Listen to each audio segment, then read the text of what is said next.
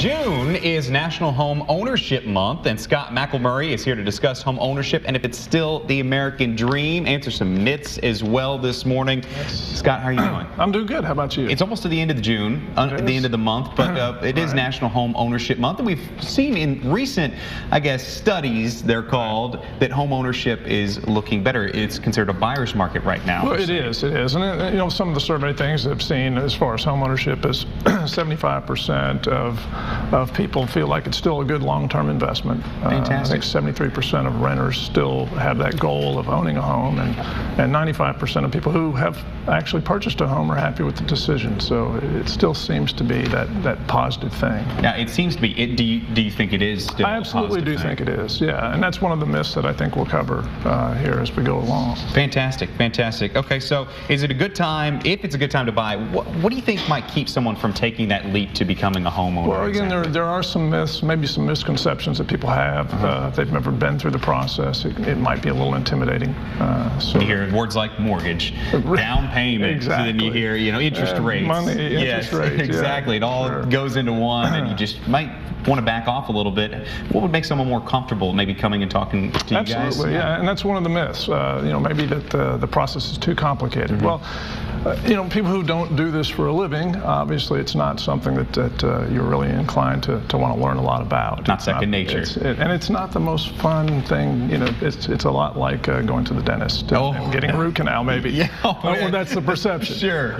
The biggest thing about getting things uncomplicated is education, and we have some information on our website, a Loans 101 section that kind of gives a good overview of the process. But the best way to educate yourself is to ask questions. And a mortgage lender should be an advisor more so than anything else. All right, say it's not a good time to buy, some people are saying right now, but we already talked, and you think it is a good time to buy. Absolutely. There's considered a buyer's market. Here locally, that could change quickly, though. We're seeing a lot of activity, a lot more sales are happening here locally, and not a lot of new homes built. That inventory could change.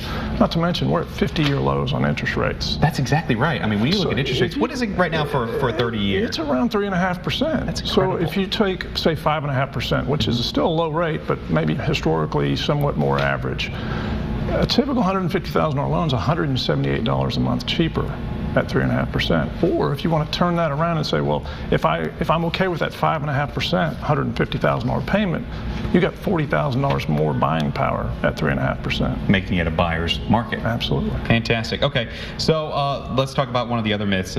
Some people might say I have a lot of money to put down. Let's talk about first-time buyers who save up that money. And that's one of the major reasons, I think, major barriers for people is they think, oh, I've got to have a large down payment, which is not true.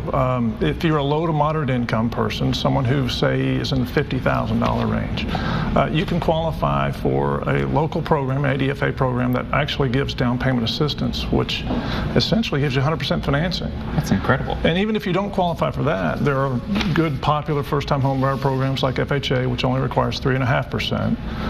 If you're a veteran, you can get 100%. Or if you want to buy in a rural area, you can get 100% financing. So there's certainly options available that can help someone, especially for a first-time buyer. And talking to you guys, I think, will make it more comforting buying a home. We certainly want to have that reputation and certainly strive to do that and make sure everybody understands the process. Well, I think it's a good idea if you do want to buy a home to go see Scott and the folks down at the Bank of Little Rock Mortgage. I know that it'll definitely clear up some questions that you may have. We have their number on the screen if you'd like to call, or their address. You can also go to blrmortgage.com for more information. Scott, thank you for coming and helping clear up some of those myths. Not a problem. Thanks, Chris.